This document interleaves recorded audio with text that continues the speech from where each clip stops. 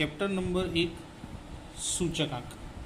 સૂચકાંકને ઇંગ્લિશમાં index number તરીકે દર્શાવાય માટે તેની સંજ્ઞા છે કેપિટલ આઈ. સૂચકાંકનું ચેપ્ટર પરીક્ષાની અંદર બોર્ડની એક્ઝામમાં 12 ગુણમાં પૂછાય છે. સૂચકાંકમાંથી 1 ગુણ, 2 ગુણ, 3 ગુણ અને 5 ગુણના દાખલા પૂછાશે. 4 ગુણના દાખલા સૂચકાંકમાંથી પૂછાતા નથી. હવે જોઈએ સૂચકાંકની વ્યાખ્યા. કોઈ પણ વસ્તુના બે જુદા જુદા સમયના તેના ભાવમાં થતા ફેરફારના ટકાવારી માપને તે વસ્તુનો સૂચકાંક કહેવામાં આવે છે. તો કેવી રીતે? તો હવે કોઈ એક વસ્તુ, ધારો કે વસ્તુ એ, હવે આપણે અહીંયા વિચારીએ કે વસ્તુ એનો 2015માં ભાવ હતો 100 રૂપિયા. એ જ રીતે અત્યારે હાલ કયું વર્ષ ચાલી રહ્યું છે? 2021.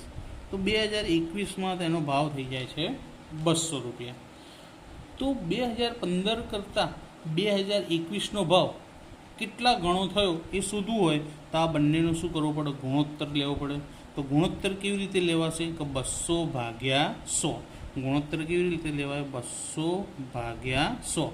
જે ભાવ વધ્યો હોય એટલે કે ચાલુ વર્ષનો ભાવ હોય એને હંમેશા અંશમાં લખવાનો, અને જૂનો ભાવ હોય એને હંમેશા છેદમાં લખવાનો. તો અહીં 0 0 કટ થઈ જાય. તો શું વધ્યું કહેવાય? ફક્ત 2. તો 2015ની સરખામણીએ 21માં વસ્તુનો ભાવ કેટલા ગણો થયો? 2 ગણો થયો. હવે આનો ટકાવારી માટે આને કેટલા વડે ગુણવા પડશે? આપણે 100 વડે. તો 2 ગુણ્યા 100 કરીએ તો કેટલા થાય? 200. તો વસ્તુ એનો સૂચકાંક 2021માં કેટલો થયો કહેવાશે? 200 થયો કહેવાય. તો કોઈ પણ વસ્તુના આપણે એ ધારી બે જુદા જુદા સમયના તેના ભાવમાં થતા ફેરફારના, તો બે જુદા જુદા સમય એટલે કે 2015 અને 2021, તેના ભાવ 2015માં 100 હતો, 2021માં 200 હતો. ફેરફારના ટકાવારી માપને, ફેરફારનો આપણે ગુણોત્તર શોધ્યો 200/100 અને ગુણ્યા કરીને 100 કરે એટલે ટકાવારી માપ મળ્યું 200. તો એ ટકાવારી માપ આવ્યું તેને વસ્તુનો સૂચકાંક કહેવામાં આવે છે. અને સૂચકાંકનું સામાન્ય સૂત્ર છે I=P1/P0 × 100. જ્યાં P1 એટલે શું કહેવાશે? ચાલુ વર્ષનો ભાવ.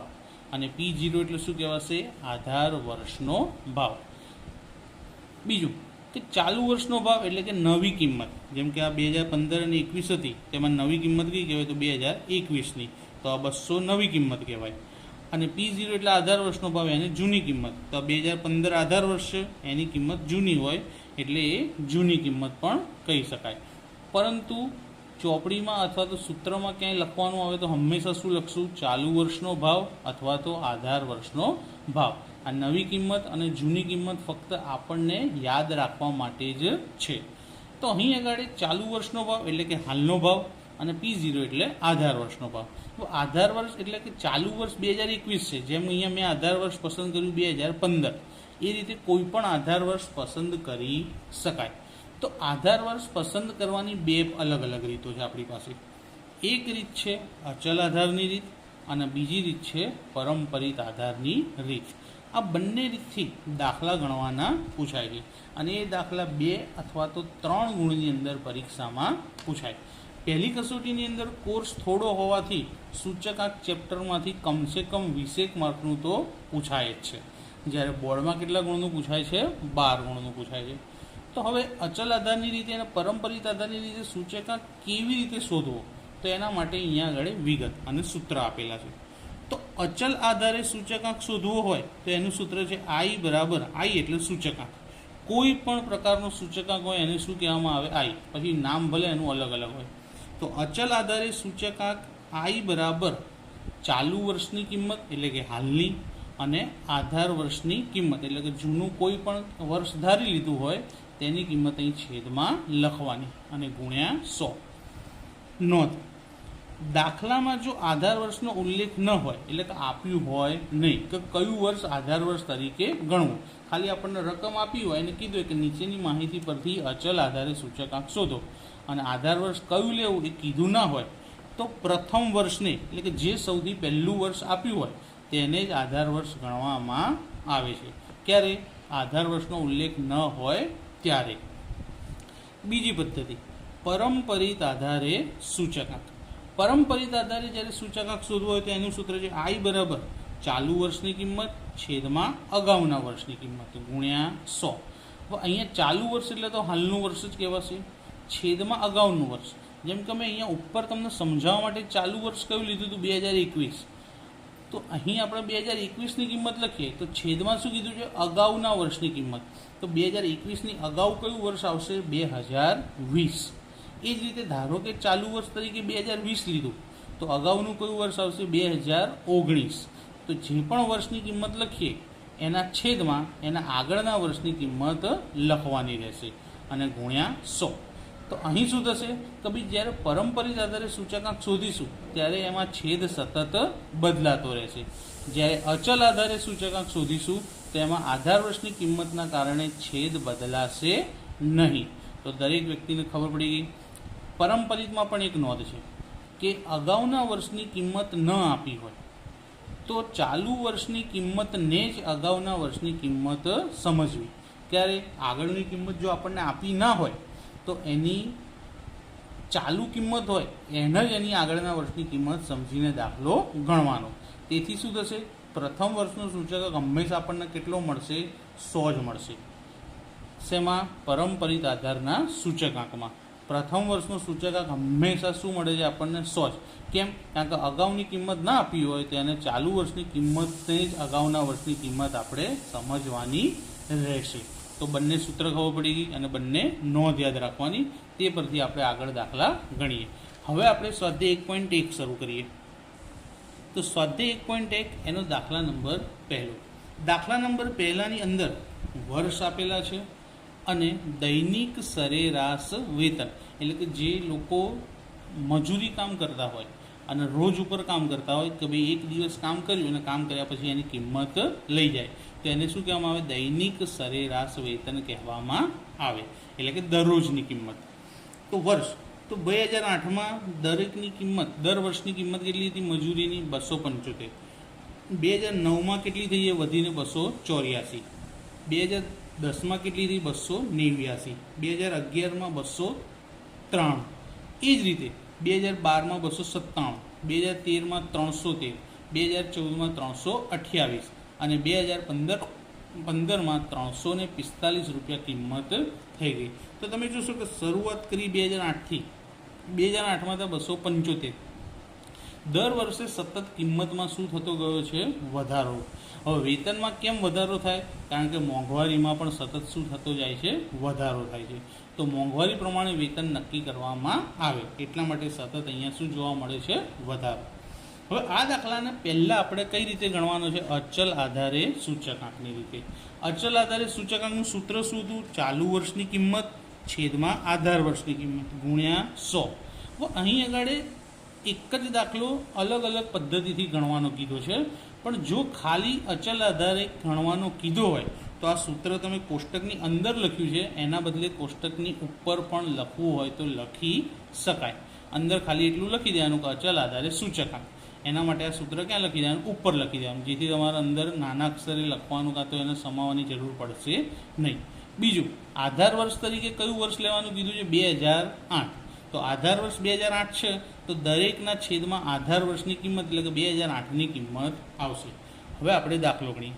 ચાલુ વર્ષની કિંમત તો સૌથી પહેલું વર્ષ કયું છે? 2008. તો 2008ને ચાલુ વર્ષ ગણીએ તો એની કિંમત કેટલી છે? 275. તો લખીએ 275. છેદમાં આધાર વર્ષની કિંમત. આધાર વર્ષ કયું કીધું છે? 2008. તો 2008ની કિંમત 275. તો છેદમાં પણ શું આવશે? 275 ગુણ્યા 100. 275 ઉડી જશે તો ફક્ત શું રહેશે? 100. એટલે પહેલો સૂચકાંક કેટલો મળ્યો? 2008નો 100 મળ્યો. હવે એ રીતે 2009નો શોધીએ તો ચાલુ વર્ષની કિંમત કેટલી થઈ? હવે 284. તો લખીએ 284 છેદમાં આધાર વર્ષની કિંમત, આધાર વર્ષ કયું છે 2008, 2008ની કિંમત 275, તો છેદમાં આવશે 275 ગુણ્યા 100. તો આનો જવાબ આપણને કેટલો મળશે? 284 ભાગ્યા 275 ગુણ્યા 100. ડાયરેક્ટ જ સીધો જ ગુણાકાર કરી જ લેવાનો, વચ્ચે કશી કિંમત લખવા રહેવાનું નથી. 284 ભાગ્યા 275 ગુણ્યા 100, તો જવાબ આવશે 103.27. અહીં નીચે લખું 103.27. ત્યારબાદ 2010ની કિંમત કેટલી છે? 289. તો 289 છેદમાં આધાર વર્ષની કિંમત કેટલી? 275 ગુણ્યા 100. તેનો જવાબ કેટલો મળશે આપણને? 105.09. ત્યારબાદ 2011ની કિંમત કેટલી? 293. 293 છેદમાં 275 ગુણ્યા 100. તો એનો જવાબ કેટલો મળશે આપણને? 106.55. ત્યારબાદ 2012ની કિંમત 297 છેદમાં 275 ગુણ્યા 100. તો એની કિંમત કેટલી મળશે આપણને? ગુણાકાર કરીને હવે તમે જાતે શોધી શકો આ કિંમત આગળ. એ જ રીતે નીચે શું આવશે? 313 છેદમાં 275 ગુણ્યા 100. એ જ રીતે એના નીચે 2014ની કિંમતો શું આવશે? કે 328 છેદમાં 275 ગુણ્યા 100. ત્યારબાદ છેલ્લું 2015નું 345 છેદમાં 275 ગુણ્યા 100. તો દરેકની અંદર તમે જોયું હશે બધામાં છેદમાં 275 જ છે. જુઓ, માટે અહીં આગળ નામ શું આપ્યું? કે અચલ આધારે સૂચકાંક. અચલનો મતલબ શું છે? કે કિંમત અચળ જ રહે, બદલાય નહીં. તો આધાર વર્ષની કિંમત 2008ની જ લેવાની, એક પણ વખત બદલાશે નહીં. તો અહીં આધાર વર્ષ બદલાતું નથી, માટે એને અચલ આધારે સૂચકાંક કહેવામાં આવે છે. તમે જુઓ બધાના છેદમાં શું લખ્યું છે? 275. તો હવે દરેક વિદ્યાર્થીને જે રીતે મેં આ ઉપરના 4 આંકડા શોધ્યા એ રીતે આ નીચેના 4 આંકડા શોધતા આવડી શકે. તો હવે એક કામ કરીએ, હું અહીંયા આગળ જવાબ લખી દઉં છું. તમને પ્રેક્ટિસ માટે હું નીચે જે દાખલા લખું એ ગણશો એટલે તમને પ્રેક્ટિસ થઈ જશે. તો 297 ભાગ્યા 275 ગુણ્યા 100નો જવાબ કેટલો મળશે આપણને? 108. ત્યારબાદ 313 ભાગ્યા 275 ગુણ્યા 100નો જવાબ મળશે આપણને 113.82. ત્યારબાદ 328 ભાગ્યા 275 ગુણ્યા 100 એનો જવાબ મળશે આપણને 119.27. અને છેલ્લો 345 ભાગ્યા 275 ગુણ્યા 100 એનો જવાબ મળશે 125.45. તો નીચે 125.45. તો આપણે કઈ રીતે દાખલો ગણ્યો મિત્રો? અચલ આધારે સૂચકાંક, કે જેમાં છેદ બદલાતો નથી, બધાનો આધાર વર્ષનો ભાવ એક જ સરખો મળે છે. હવે આપણે ગણીએ પરંપરિત આધારે સૂચકાંક. જો પરંપરિત આધારે સૂચકાંક શોધવાનું કીધું હોય અને આવો એકલો દાખલો હોય, ભેગા હોય નહીં, તો આ સૂત્ર તમે કોષ્ટકની ઉપર લખી શકો, જેમ હમણાં મેં આગળ કીધું તે રીતે. પણ અહીં 2 દાખલા ભેગા આપ્યા છે એટલે મેં સૂત્રને ક્યાં લખ્યું છે? કોષ્ટકની અંદર. પણ તમારે ઉપર લખવું હોય તો તમે લખી શકો છો. બીજું કે પરંપરિત આધારે સૂચકાંકની અંદર આધાર વર્ષ આપેલું હોતું નથી અને એની જરૂર પણ આપણે હોતી નથી, એટલે જ આપતા નથી. તો પરંપરિતનું સૂત્ર શું છે? ચાલુ વર્ષની કિંમત છેદમાં અગાઉના વર્ષની કિંમત ગુણ્યા 100. તો સૂત્ર પ્રમાણે આપણે કિંમત મૂકવા લાગીએ. તો સૌથી પહેલું ચાલુ વર્ષ કયું છે આપણું? 2008. એની કિંમત છે 275. તો લખીએ 275. છેદમાં શું આવશે? અગાઉના વર્ષની. તો 2008ની અગાઉનું વર્ષ કયું હોય? 2007. પણ 2007ની કિંમત કેટલી હશે તે ખબર નથી. તો 2007ની કિંમત ના ખબર હોય તો મેં તમને નોંધ લખાવી હતી એ પ્રમાણે કે અગાઉની કિંમત જો ના ખબર હોય તો ચાલુ કિંમત જ ગણી લેવી. તો 2007માં પણ વેતન કેટલું હશે? 275 જ. તો અગાઉની કિંમતને પણ આપણે શું લખી દઈએ? 275 ગુણ્યા 100. તો જવાબ કેટલો આવશે? 100. મેં નોંધમાં લખાવ્યું હતું કે પરંપરિત આધારે સૂચકાંકમાં હંમેશા પ્રથમ જે વર્ષ હોય તેનો જવાબ 100 જ મળે. મેં નોંધ લખાવી હતી, જોઈ લેશો. ત્યારબાદ 2009માં 284 છેદમાં અગાઉનું. તો 284ની અગાઉ કેટલી કિંમત હતી? તો 275 ગુણ્યા 100. એ જ રીતે 2010માં કેટલું 289 અને એની અગાઉની કિંમત શું છે 284. તો 289 છેદમાં 284 ગુણ્યા 100. ત્યારબાદ 2011માં કેટલી કિંમત 293 અને એની અગાઉની કિંમત 289. તો 293 છેદમાં 289 ગુણ્યા 100. 2012ની કિંમત કેટલી છે 297 અને એની અગાઉની 293. તો 297 છેદમાં અગાઉની 293 ગુણ્યા 100. એ જ રીતે 2013ની કિંમત કેટલી છે જુઓ 313. તો 313 અને એની અગાઉની કિંમત 297 ગુણ્યા 100. એ જ રીતે 2014ની કિંમત 328 છેદમાં અગાઉની કિંમત એટલે 313 ગુણ્યા 100. અને છેલ્લે 2015ની 345 અને અગાઉની એની 328. તો 345 છેદમાં 328 ગુણ્યા 100. તો પરંપરિતની આધારે તમે જોયું તો પરંપરિત આધારે જ્યારે સૂચકાંક શોધીએ ત્યારે બધામાં છેદ સરખો આવતો નથી. જેમ જેમ આગળ જતા જઈએ તેમ તેમ છેદમાં પરિવર્તન જોવા મળે. અચલ આધારમાં એવું થતું નથી. આ બે રીતમાં આટલું જ તફાવત. અચલ આધારમાં છેદ અચળ રહેશે, જ્યારે પરંપરિતમાં છેદ અચલ રહેતો નથી. હવે આ બધાની ગણતરી લખી દઈએ. તો 284 છેદમાં 275 ગુણ્યા 100નો જવાબ મળશે 103.27. ત્યારબાદ 289 ભાગ્યા 284 ગુણ્યા 100નો જવાબ મળશે 101.76. પછી 293 છેદમાં 289 ગુણ્યા 100નો જવાબ મળશે 101.38. 297 ભાગ્યા 293 ગુણ્યા 100નો જવાબ મળશે 101.37. ત્યારબાદ 313 ભાગ્યા 297 ગુણ્યા 100નો જવાબ મળશે 105.39. 328 ભાગ્યા 313 ગુણ્યા 100નો જવાબ મળશે 104.79. અને છેલ્લો 345 ભાગ્યા 328 ગુણ્યા 100નો જવાબ મળશે 105.18. તો આટલો જવાબ આપણને મળી ગયો. હવે ત્રીજી રીત. ત્રીજી રીતમાં આપણને શું કીધું છે કે વર્ષ 2011થી વર્ષ 2013નું જે વેતન છે એની જે સરેરાશ મળે એ સરેરાશને આપણે આધાર વર્ષનું વેતન ગણી અને સૂચકાંક શોધવાનો છે. એટલે કે આ ત્રીજું ખાનું છે એમાં પણ કઈ રીતે સૂચકાંક શોધવાનું છે અચલ આધારે. પણ અહીં અકાળે આધાર વર્ષ શું આપ્યું હતું 2008. એટલે આપણે બધાના છેદમાં 2008નો ભાવ લખ્યો. પણ અહીં અગાડે આધાર વર્ષ તરીકે કઈ કિંમત લેવાની તો 2011થી 2013નું જે વેતન છે એની સરેરાશની જે કિંમત મળશે તેને આપણે આધાર વર્ષનું વેતન ગણીને સૂચકાંક શોધવાનો છે. એટલે કે આ દાખલો અને આ બંને સરખા છે પણ બંનેમાં આધાર વર્ષની કિંમતો અલગ અલગ આપેલી છે. તો 2011થી 13ના સરેરાશ વેતન કેવી રીતે શોધાય? તો 2011માં વેતન કેટલું હતું 293, 12માં કેટલું હતું 297 અને 2013માં કેટલું હતું 313. તો આ જે ત્રણેય કિંમતો છે એ ત્રણેય કિંમતોનો શું કરવાનો સરવાળો. અને ત્રણ કિંમતોનો સરવાળો કર્યો એટલે એને કેટલા વડે ભાગવાના 3 વડે. જો બે કિંમતોનો સરવાળો કર્યો તો 2 વડે ભાગતા, 4નો સરવાળો કર્યો તો 4 વડે. પણ અહીં આપણે કેટલા વર્ષની કિંમતોનો સરવાળો કર્યો તો 11, 12 અને 13 એટલે કે 3 વેતનનો સરવાળો કર્યો માટે એને કેટલા વડે ભાગાકાર કરીએ 3 વડે.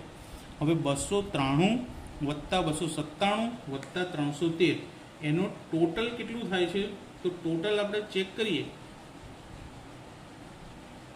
તો 903. અને 903નો જે જવાબ આવે એને ભાગ્યા કેટલા કરીશું આપણે 3. તો જવાબ કેટલો મળે 301.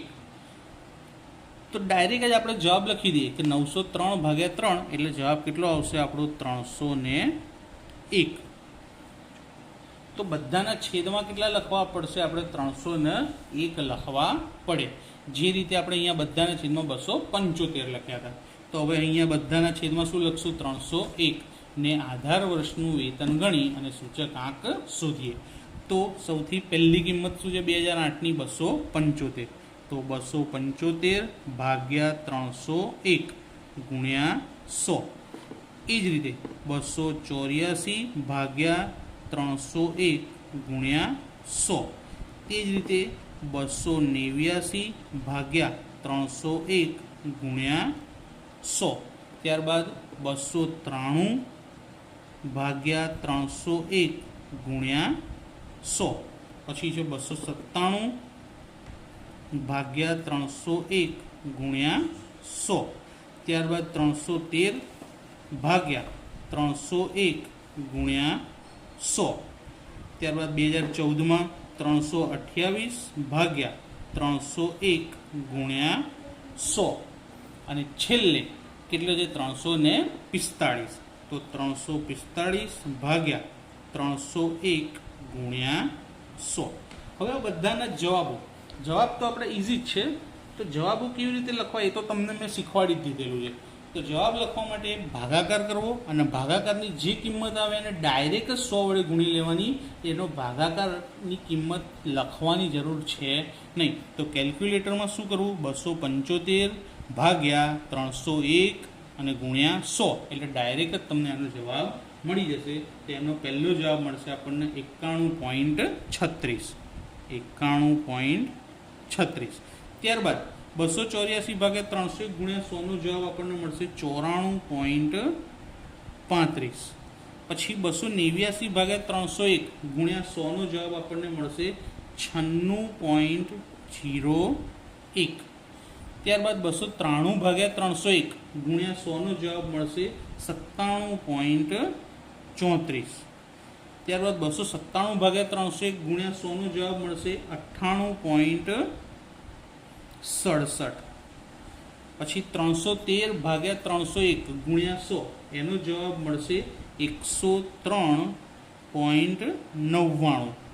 ત્યારબાદ 328 ભાગ્યા 301 ગુણ્યા 100 એનો જવાબ મળશે 108.97.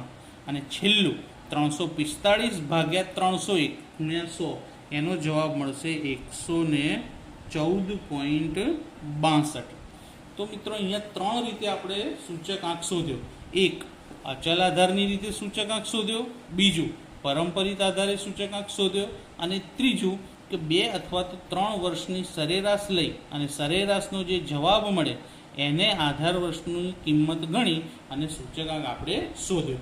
તો હવે તમને આ એક દાખલા ઉપરથી કેટલા દાખલા ગણતા આવડે તો હું તમને પ્રેક્ટિસ માટે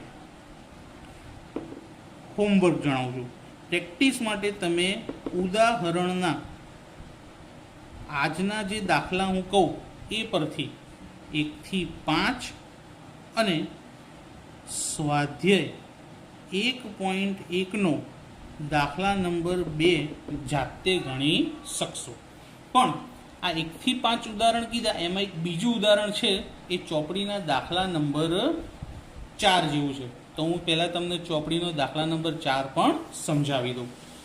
તો ચોપડીનો દાખલા નંબર 4, દાખલા નંબર 4ની અંદર જે દાખલો ગણવાનો છે એની અંદર વસ્તુઓ એક કરતાં વધારે આપી છે.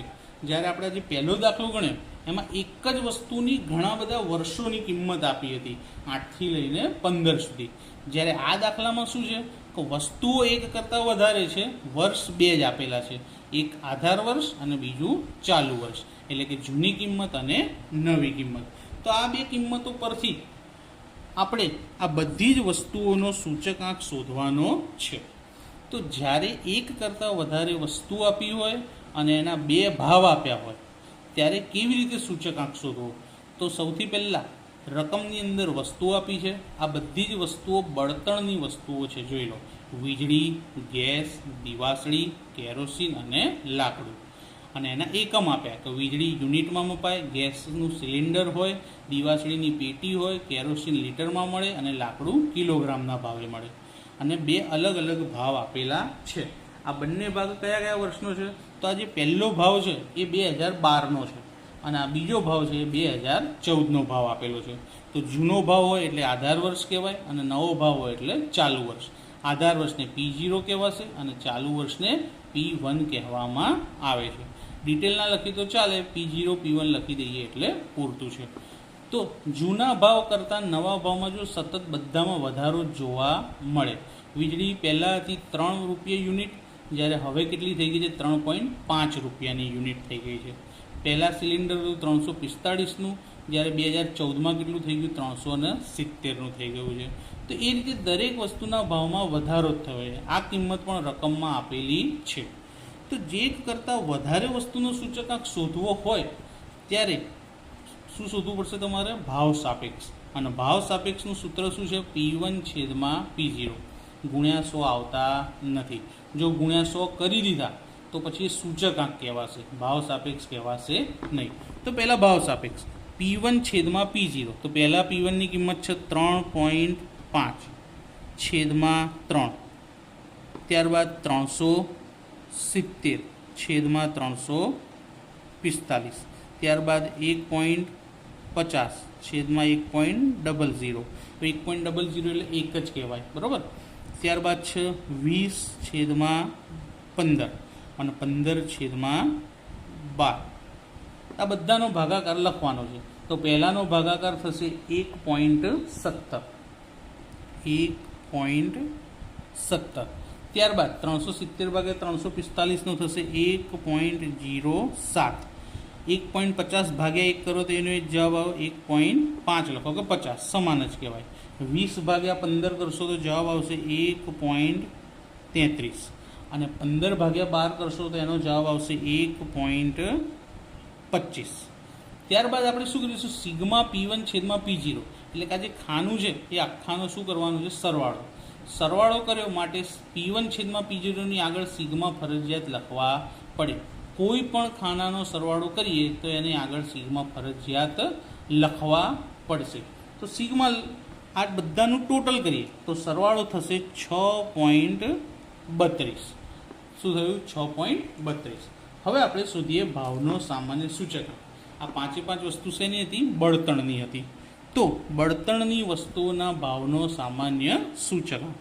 ચલો, બળતણની કેટલી? 5 વસ્તુ હતી. 5 વસ્તુઓના ભાવનો સામાન્ય સૂચક આંક. બરાબર.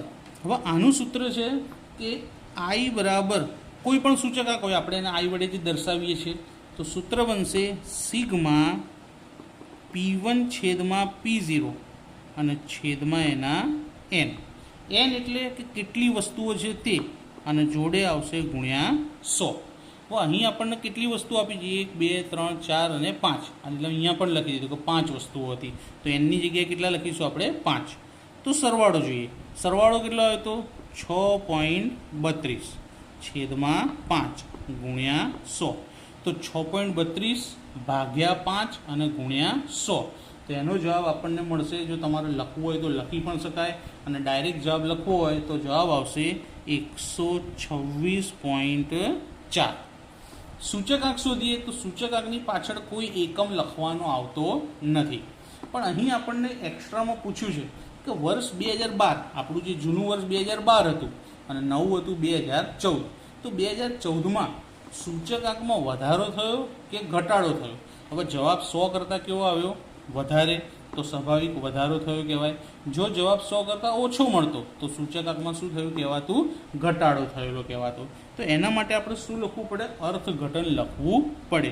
તો અહીં આપણે એનું અર્થઘટન લખી દઈએ કે અર્થઘટન બરાબર જૂનું વર્ષ કયું હતું? તો વર્ષ 2012ની સરખામણીએ નવું વર્ષ હતું આપણું વર્ષ 2014માં બળતણની વસ્તુઓના ભાવના સૂચક આંકમાં થયેલ ટકાવારી વધારો કેમ લખ્યો? કારણ કે જવાબ આપણો 100 કરતાં કેવો આવ્યો તો? મોટો. તો આ જવાબમાંથી 126.4 એમાંથી 100 શું કરી દેવાના? બાદ. હવે તમને એમ થાય કે સાહેબ જવાબ આના 100 કરતાં ઓછો હોય તો? ધારો કે જો જવાબ 95.4 આવ્યો હોય તો 100માંથી 95.4 બાદ કરી દેવાના. પણ અહીં જવાબ મોટો છે એટલે જવાબમાંથી 100 બાદ કરીશું. તો શું મળશે? 26.4 ટકા. તો વધારો કેટલો થયો? 26.4% વધારો થયો. હવે આ બધા જ દાખલા સાથે મેં તમને દરેક લોકોને હોમવર્કમાં પ્રેક્ટિસ માટે શું લખવાનું કીધું? ઉદાહરણ 1 થી 5 અને સ્વાધ્યાય 1.1નો દાખલા નંબર 2. તો અહીં જ આપણે સ્વાધ્યાય 1.1 દાખલા નંબર 3. સ્વાધ્યાય 1.1માં ત્રીજા દાખલામાં કોઈ એક શહેરના જથ્થાબંધ બજારમાં ઘઉં, ચોખા અને ખાંડના વાર્ષિક સરેરાશ ભાવ અંગેની માહિતી નીચે મુજબ છે. તે પરથી વર્ષ 2011ને આધાર વર્ષ તરીકે લઈ. તો વર્ષ 2011ને આપણે શું ગણવાનું છે? આધાર વર્ષ તરીકે લઈ અચલ આધારે અને પરંપરિત આધારે ત્રણેય વસ્તુઓના ભાવનો સામાન્ય સૂચકાંક ગણવાનો છે. હવે જ્યારે ભાવનો સામાન્ય સૂચકાંક ગણવાનો હોય અને વસ્તુઓ એક કરતાં વધારે આપી હોય અને સામે વર્ષ પણ વધારે આપેલા હોય ત્યારે દાખલો હંમેશા આડી રીતે ગણવાનો આવશે. તો સૌથી પહેલાં વસ્તુ લખી લઈએ અને વર્ષ લખી દઈએ, ત્યારબાદ અંદરથી ભાવ લખતા જઈશું. તો સૌપ્રથમ જુઓ, વર્ષ લખ્યા 11, 12, 13, 14 અને 15. અને અહીં વસ્તુ ઘઉં, ચોખા અને ખાંડ. વસ્તુ અને વર્ષ અહીં આપણે એક આડી લીટી કરી દઈએ જેથી બે ભાગ પડી જાય કે જમણી બાજુ વર્ષ અને ઊભું ખાનું વસ્તુનું.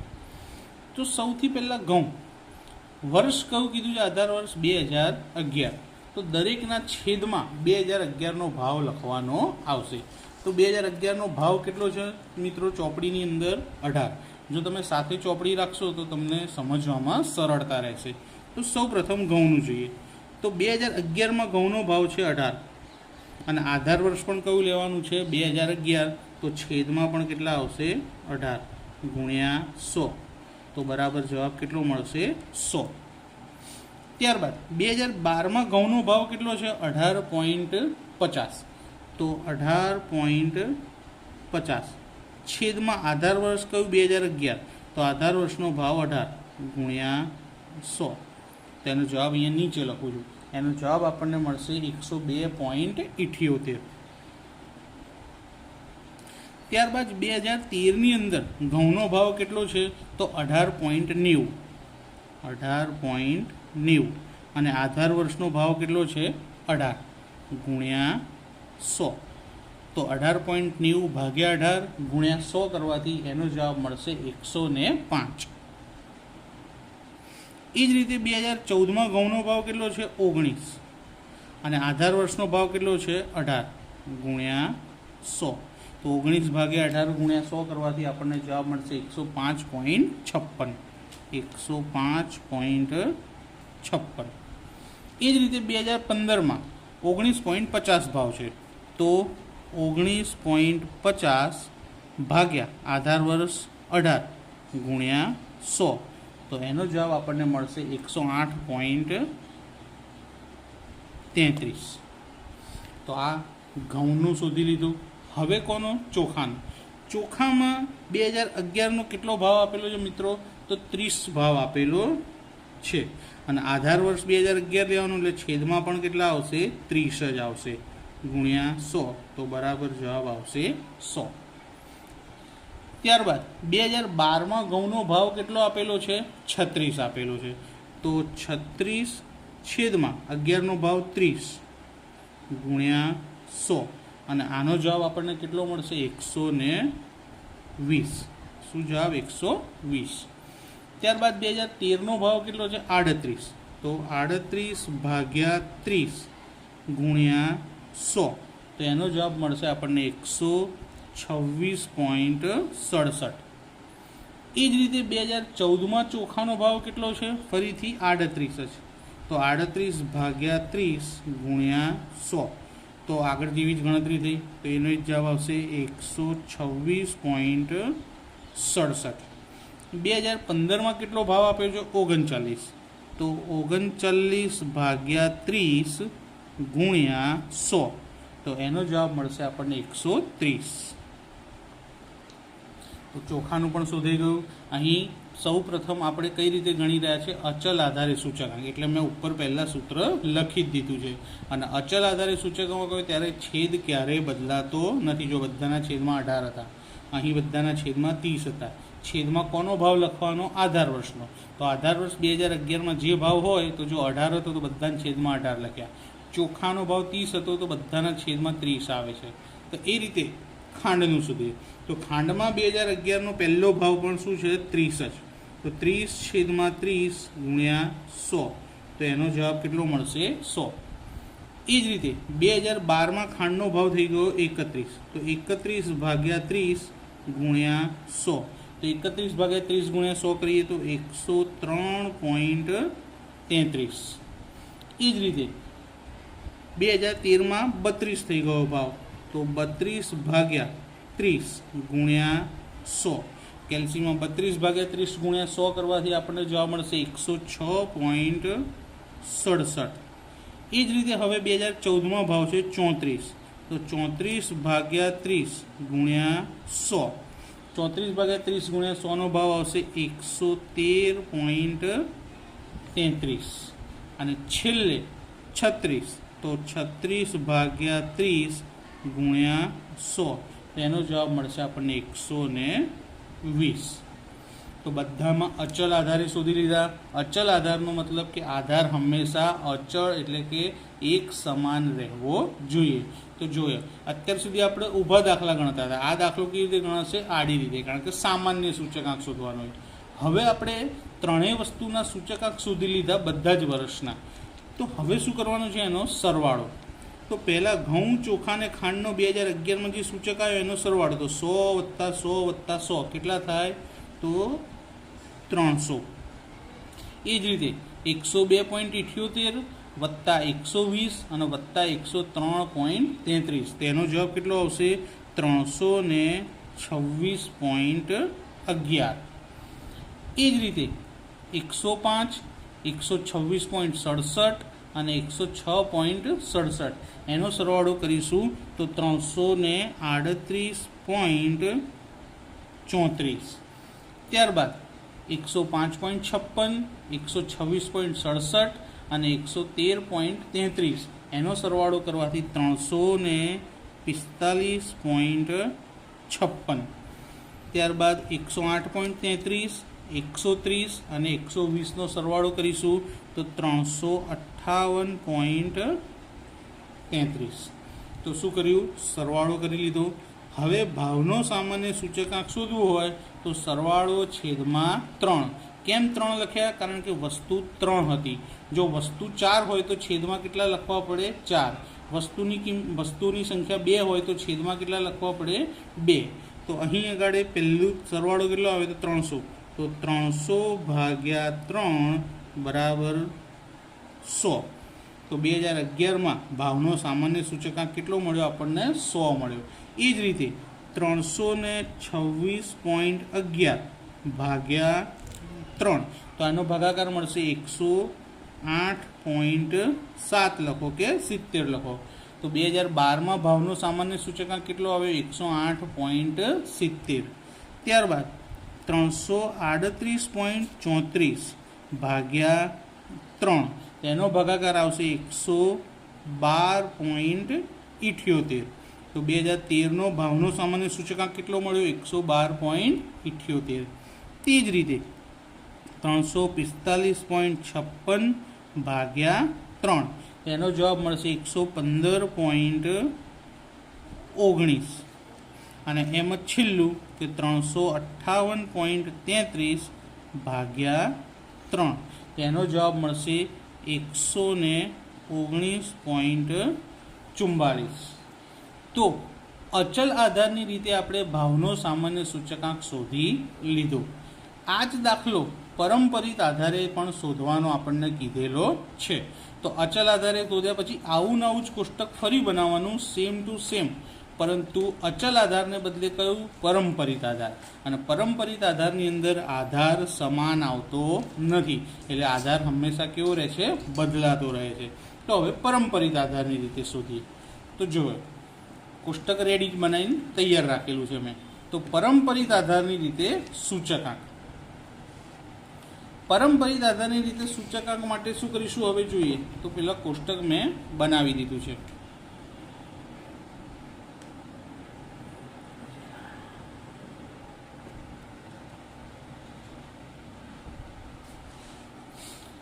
સૌપ્રથમ પરંપરિત આધારે સૂચકાંકનું સૂત્ર લખી લઈએ. તો શું છે? ચાલુ વર્ષની કિંમત છેદમાં અગાઉના વર્ષની કિંમત ગુણ્યા 100. ચાલુ વર્ષની કિંમત તો સૌથી પહેલાં ઘઉં, તો જો અહીંયા વર્ષ અને અહીંયા આડી લીટી દોરી દઈએ એટલે જમણી બાજુ વર્ષ અને ઊભું વસ્તુ. અહીં પણ શોધ્યા પછી બધાનો શું લખવાનું રહેશે? પહેલાં તો સરવાળો અને પછી ભાવનો સામાન્ય સૂચકાંક. તો ઘઉંનો પહેલો ભાવ છે 18. હવે છેદમાં શું લખવાનું છે આપણે? અગાઉના વર્ષની કિંમત. તો 2011નું અગાઉનું વર્ષ કયું કહેવાય? 2010.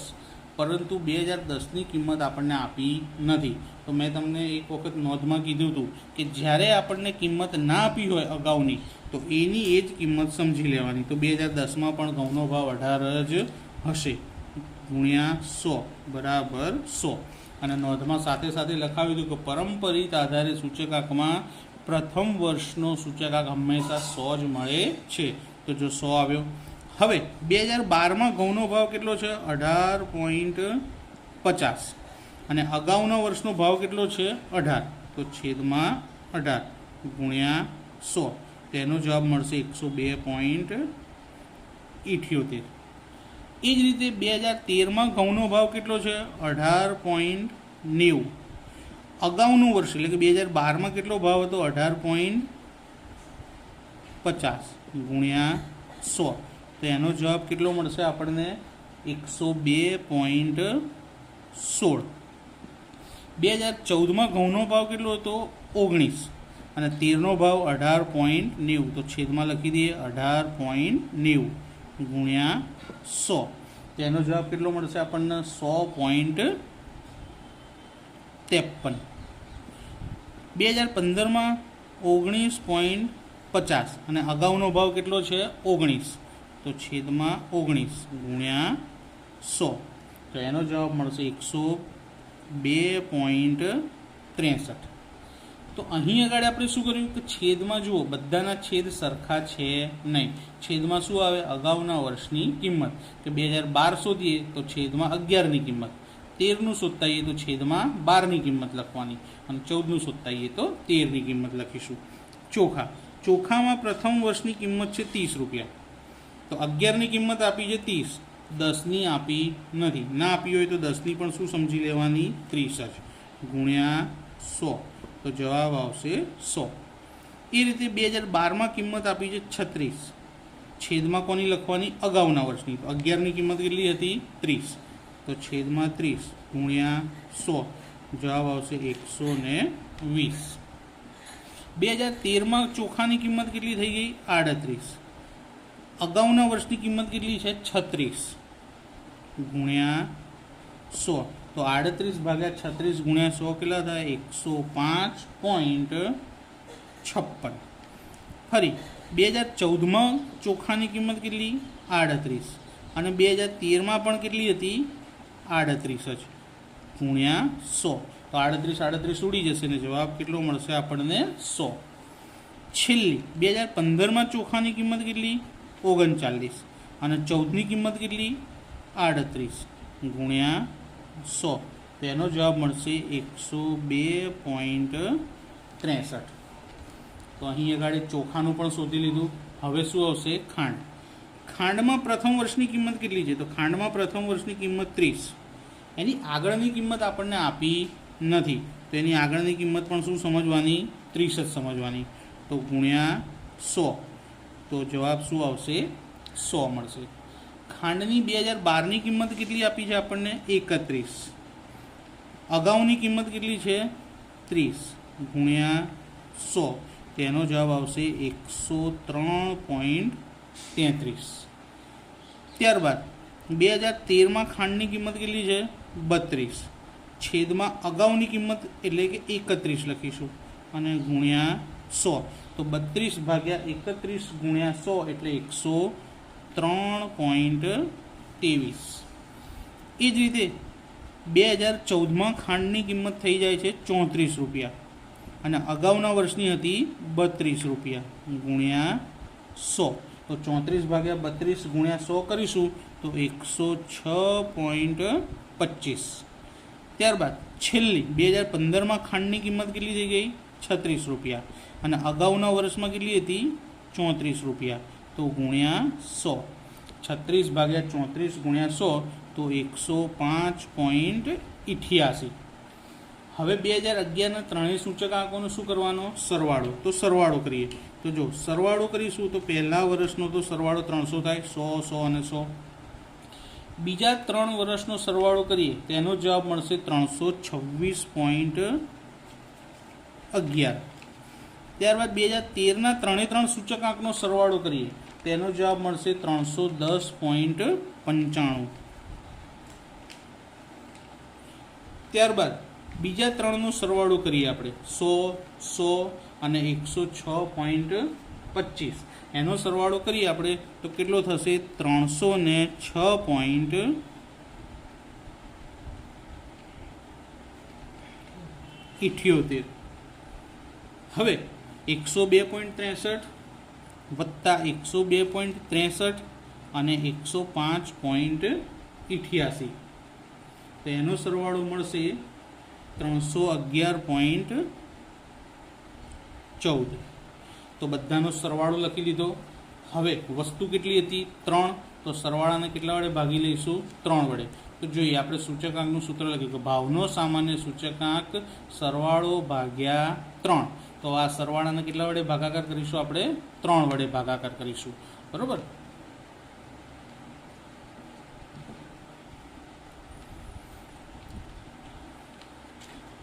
તો સૌ પ્રથમ 2011નો સરવાળો હતો 300. તો 300 ભાગ્યા 3 તેનો જવાબ મળશે 100. ત્યારબાદ 326.11 ભાગ્યા 3 તેનો જવાબ મળશે 108.70. ત્યારબાદ 310.95 ભાગ્યા 3 તેનો જવાબ મળશે 103.65. હવે 306.78 ભાગ્યા 3 તેનો જવાબ મળશે 102.26. અને છેલ્લું 311.34 ભાગ્યા 3 તો એનો જવાબ મળશે 103.78. તો બધા જ શોધી ગયા. આ શું શોધ્યું આપણે ભાવનો સામાન્ય સૂચકાંક. હવે ઉદાહરણ નંબર 6 અને 7 બંનેમાં સામાન્ય સૂચકાંક શોધવાના કીધેલા છે. છઠ્ઠામાં અચલ આધાર અને પરંપરિત આધાર બંને રીતે કીધા છે, જ્યારે 7મા ઉદાહરણમાં ફક્ત આપણને અચલ આધારે શોધવાનું કીધેલું છે. તો જો તમારે આ દાખલો શીખવો હોય અને આવડી ગયો હોય તો છઠ્ઠા અને 7મા ઉદાહરણની પ્રેક્ટિસ કરશો તો તમને આ દાખલો પાક્કો આવડી જશે. અને 1.1 સુધીના બધા ઉદાહરણ અને દાખલા પૂરા થઈ ગયા. હવે એક નાની થિયરી જોઈએ જે અગત્યની છે. સૂચકાંકના લક્ષણો. સૂચકાંકના લક્ષણો 2 માર્કની અંદર પૂછાઈ શકે અથવા 1 માર્કની અંદર પણ પૂછાય. 1 માર્કમાં પૂછાય તો 2 લક્ષણ જણાવવાના રહેશે અને જો 2 માર્કમાં પૂછાય તો તમારે કમસે કમ 4 લક્ષણ લખવા પડે. તો સૂચકાંકના લક્ષણમાં સૌથી પહેલું લક્ષણ નંબર 1. પહેલું લક્ષણ શું છે કે તે એકમ રહિત છે. તે એકમ રહિત છે એટલે કે સૂચકાંકનો કોઈ એકમ હોતો નથી. હા, કોઈ એવું પૂછે કે સૂચકાંકમાં કેટલો વધારો અથવા ઘટાડો થયો તો વધારો કાં તો ઘટાડો ટકાવારીમાં દર્શાવી શકાય, પણ સૂચકાંકનો જે જવાબ આવે, આપણા દાખલાના જવાબ લખ્યા પણ જવાબની પાછળ ક્યાંય કોઈ જગ્યાએ કશું લખ્યું નથી, એટલે સૂચકાંક એ એકમ રહિત છે. ત્યારબાદ બીજું કે તે તુલનાત્મક માપ છે. સૂચકાંક એ તુલનાત્મક માપ છે. તુલનાત્મક માપ કેમ કહેવામાં આવ્યું એને? કારણ કે આપણે ચાલુ વર્ષ અને આધાર વર્ષની સરખામણી કરી અને સૂચકાંક શોધીએ છીએ. માટે જો આધાર વર્ષ એટલે કે જૂની કિંમત સાથે સરખામણી ના થાય ત્યાં સુધી આપણે સૂચકાંક શોધી શકતા નથી. માટે સૂચકાંકને કેવું માપ કહેવામાં આવે છે? તુલનાત્મક માપ કહેવામાં આવે છે. ત્રીજું, તે ટકાવારી ફેરફાર દર્શાવતું સાપેક્ષ માપ છે. ટકાવારી ફેરફાર દર્શાવતું કેવું માપ છે? સાપેક્ષ માપ છે. એટલે કે જ્યારે સૂચકાંકમાં વધારો અથવા તો ઘટાડો પૂછાય તો એ વધારો ઘટાડો ટકાવારી આધારે આપણે લખી શકીએ છીએ. એટલે કે વધારા ઘટાડાની પાછળ ટકાની નિશાની દર્શાવવી પડે. અને જ્યારે પણ એકમ લખવો હોય એટલે માપ કેવું કહેવાય? સાપેક્ષ. અને જો એકમ રહિત માપ હોય તો એને કેવું માપ કહેવામાં આવે છે? નિરપેક્ષ માપ કહેવામાં આવે છે. પણ એકમવાળું માપ હોય તો એને સાપેક્ષ માપ કહીશું. ચોથા નંબરનું લક્ષણ. ચોથું લક્ષણ શું છે? કે સૂચકાંક એ વિશિષ્ટ સરેરાશ માપ છે. સૂચકાંક એ શું છે? વિશિષ્ટ સરેરાશ માપ છે. કે સૂચકાંક એ સરેરાશ માપ કહેવાશે પણ કેવું? વિશિષ્ટ સરેરાશ, કે એક અલગ જ પ્રકારની સરેરાશ. આપણે સરેરાશ એટલે મધ્યક કહીએ, પણ સૂચકાંક એ કેવું છે? વિશિષ્ટ સરેરાશ, કે જૂની નવી કિંમતોની સરેરાશ આપણને આના પરથી જાણી શકાય. અને છેલ્લું 5મા નંબરનું લક્ષણ. 5 એટલા માટે લખાવ્યું કે 5માંથી કોઈ પણ 4 તમે યાદ રાખી શકો. તો 5મું લક્ષણ શું છે? કે ગુણોત્તર દ્વારા આધાર સમયની સાથે સરખામણી કરી મેળવાતું માપ છે. એટલે કે આપણે આધાર સમય દ્વારા સરખામણી કરી છે ને, આપણે એનું સૂત્ર શું લખીએ છીએ? P1/P0. તો આ P0 એટલે આધાર સમયનો માપ કિંમત કહેવાય. તો આધાર સમય સાથે સરખામણી કરીને માપ મેળવવામાં આવે છે. એટલે આ એનું 5મું લક્ષણ, કે ગુણોત્તર દ્વારા, આ ગુણોત્તર કહેવાય, આન્સરના છેદમાં લખેલું આધાર સમયની સાથે P0 એટલે આધાર સમયની કિંમત સરખામણી કરી મેળવાતું માપ કહેવાય છે. તો આજનો લેક્ચર અહીં આગળ પૂરો કરીએ છીએ.